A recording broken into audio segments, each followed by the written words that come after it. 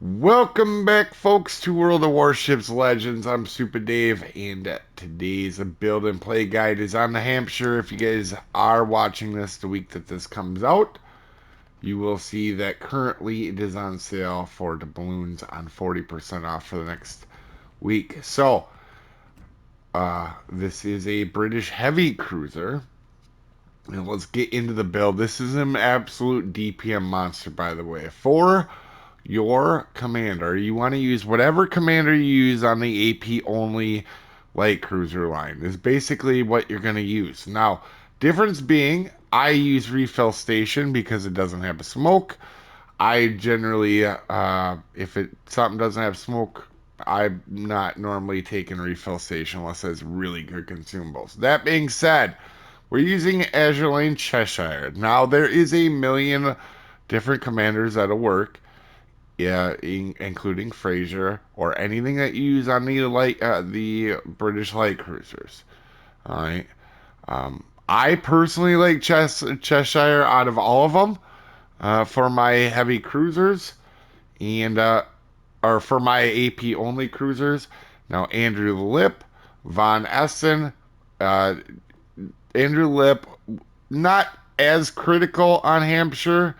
You could do something different if you'd like. Maybe some reload would help.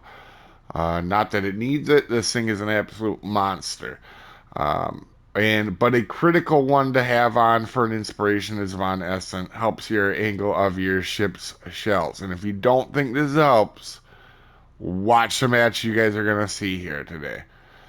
Base trait, Grin and Fire, which is helps on your main battery and Citadel. We're taking Piercer for the AP bomb penetrate or shell penetration, bounce right back, punch through, fixated, and a refill station. You could take fully packed if you want, but I prefer a refill station to help a little bit more on the reload.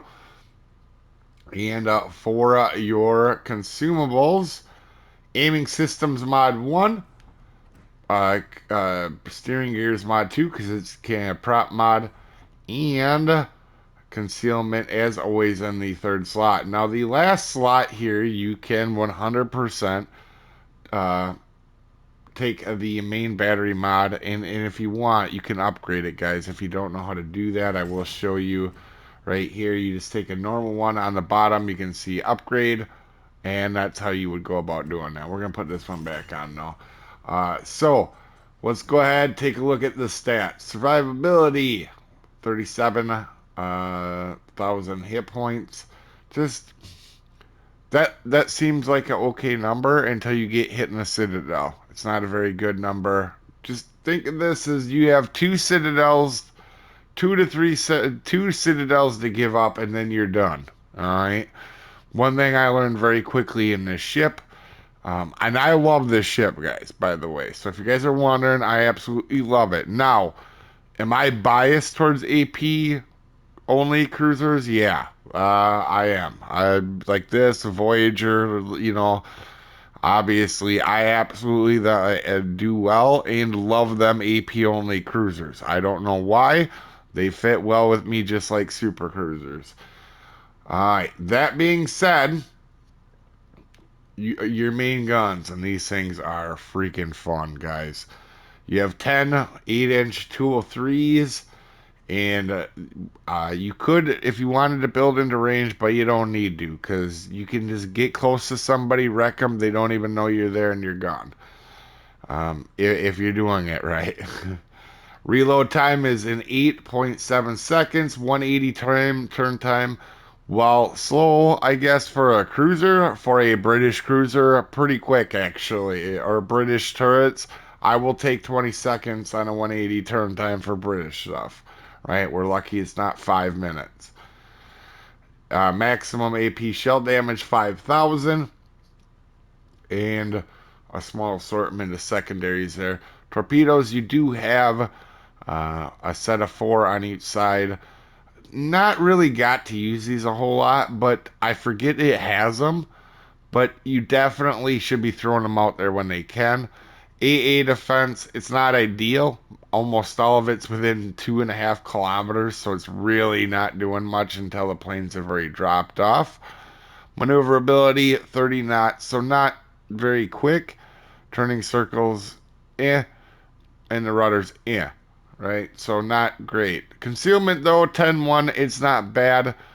And then one thing to note, too, here is detectability while firing in smoke is 6.6. Not that you have a smoke, but you'll see that it does play in some sorts of scenarios. So you can see my stats in it. I haven't played this ship a lot. I could tell you I got Depth Strike a couple times in it. And then I learned how to play it real quick. This is... It actually kind of in some ways plays like an American heavy cruiser. In some ways, right? You have AP, DPM, good AP, obviously, and you got to be careful what you're shooting at, right? That's kind of what you're getting shot by, because American heavy cruisers are deceiving like that too, where you can get depth struck real quick if you're not paying attention. Now, that being said, 75,000 damage average match. Now, I can assure you that number is going to be a lot higher. All right, I did the classic, try this thing out, see what happens, and got depth struck a couple times in it. You got to be careful with that. That being said, you do get away with more than what you should in this thing because the Citadel is small. We'll take a look at that in a second. You can see my stats pretty solid in it. The damage will go up and XP will go up because I've had a few matches where I had 10,000 damage and died. All right, like blew up. If anything with accuracy with a battleship sees this thing, they sneeze and you blow up. But it's a fun ship. Armor, as you can see, you got to be careful in this ship. It's 25 millimeters, so everything at the tier except for the Sharn horses, and a few minor others, right, are going to overmatch you. And you're basically a floating citadel here. Now, it is a small citadel, and I will say a lot of people miss it more than I thought. But you come across a good player, which is what you want to be worried about, they're going to absolutely destroy you in this thing. Because they'll overpin the rest of your ship, but they will not overpin the Citadel. If you get hit in the Citadel, you'll know because there is no overpins and you will just die. Now, if you have a weak stomach or you have children in the room, you may want to not watch the screen because there is going to be multiple murders in this match. Alright. Get that out of the way. We're going to have some fun here, guys. The matchmaking is pretty good for Hampshire. It is a heavy cruiser. So your biggest thing is you got to worry about battleships. But I would have felt really bad if I didn't show you guys this match for the showing off the ship here. Because this is such a good showcase of the AP in limiting who you can shoot. The biggest thing in this thing is limiting who can shoot at you. So we're going to get up and try to tuck up into these islands. And we're going to have ourselves a whale of a match. I don't know why, guys, but when you give me AP-focused cruisers like this, I do really well in them. And you guys know I'm not arrogant. I don't think I'm the world's best player by any means.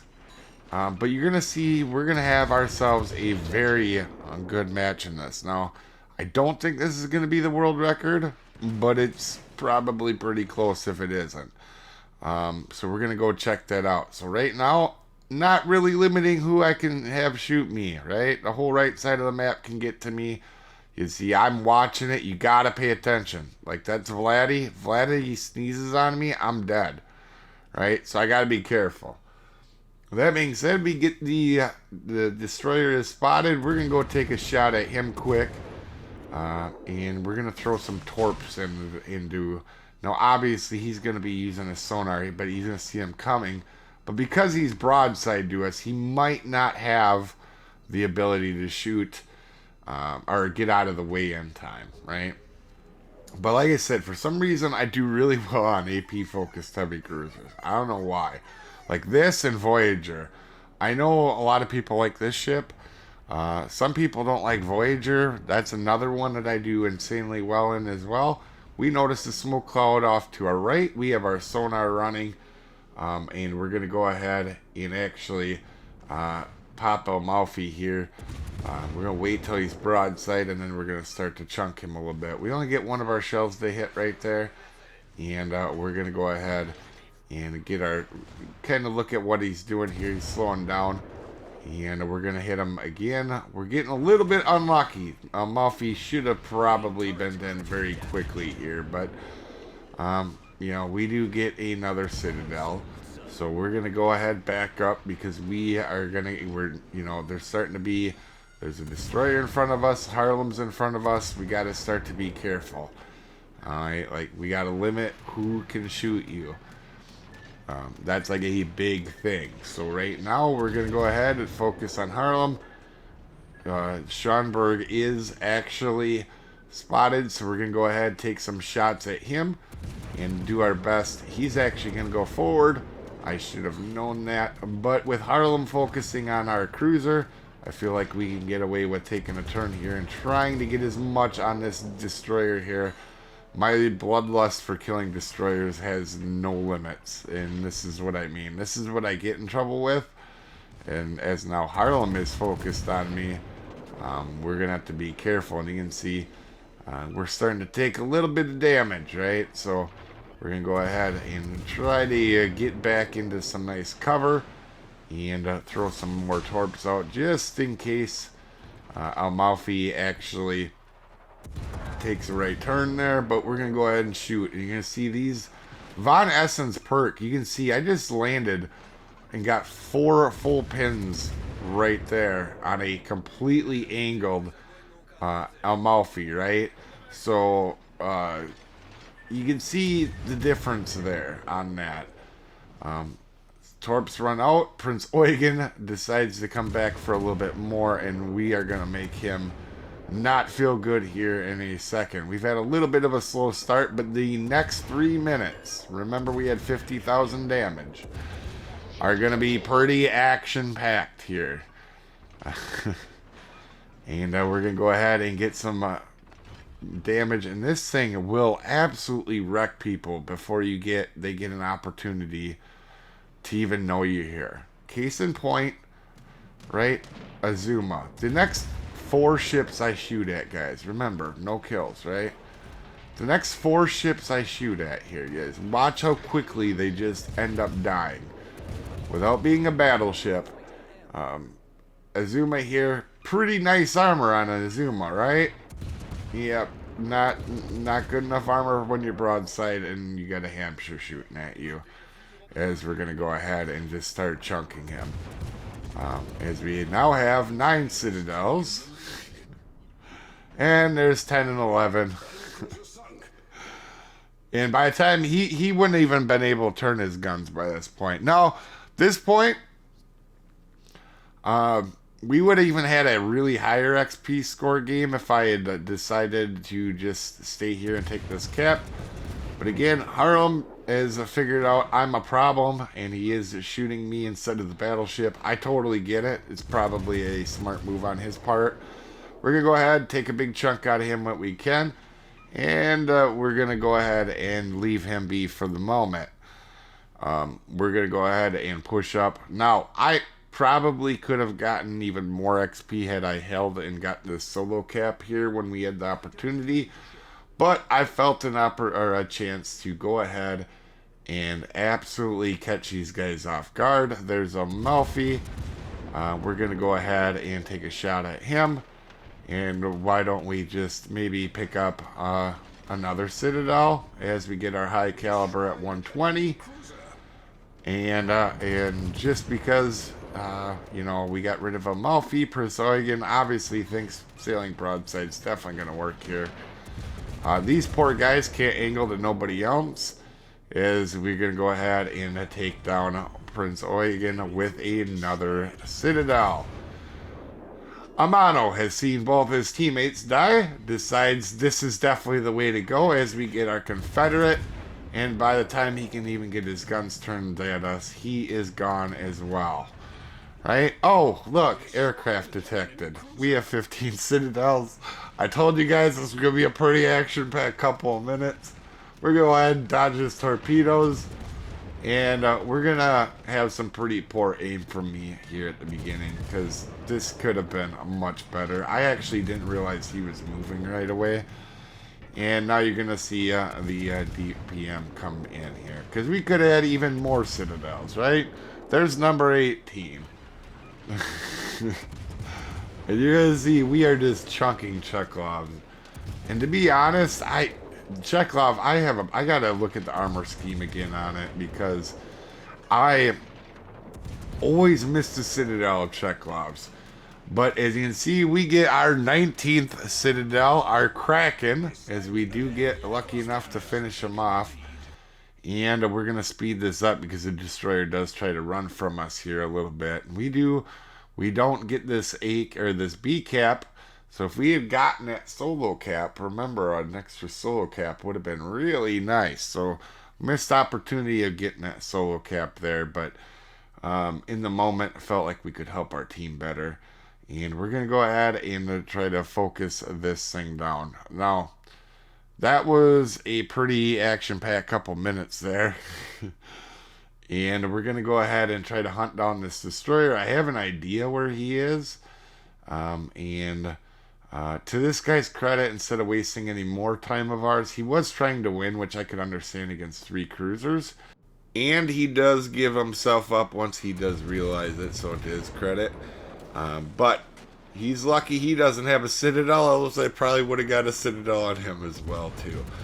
As we do go ahead and finish him off for the 6th kill with a bad first shot, a good second shot. A 19 Citadel game, 6 kills, a high caliber at 120, meaning we probably did 60%, 50 to 60% of the entire enemy's whole damage, with a 4,600 base XP game. About as solid as it comes.